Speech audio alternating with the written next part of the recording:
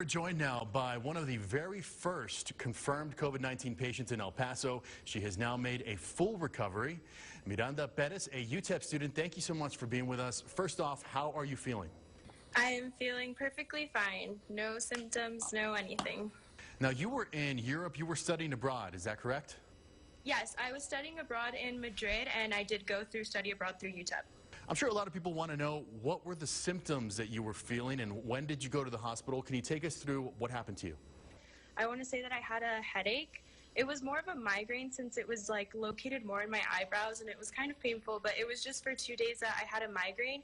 And after that, I really didn't have any symptoms. I had very moderate chest pain, but after that, it was all pretty smooth sailing. Only the first 2 days, I would say, did I really have any severe symptoms, and they weren't that bad at all. What was the testing process like for you?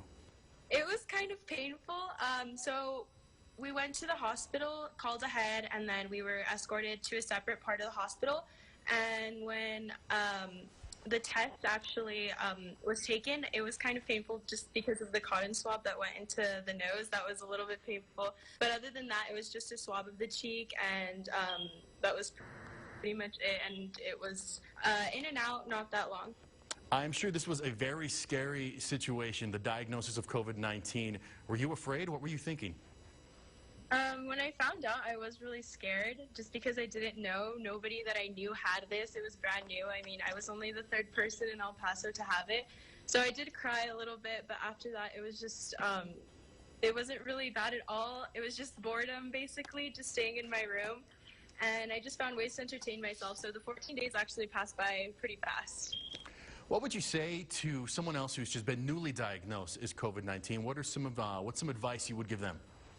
I would definitely say that even though I was obviously one of the luckier cases in this situation, since I really didn't have any symptoms, to just hang in there. I recommend everyone to stay at home instead of putting others at risk.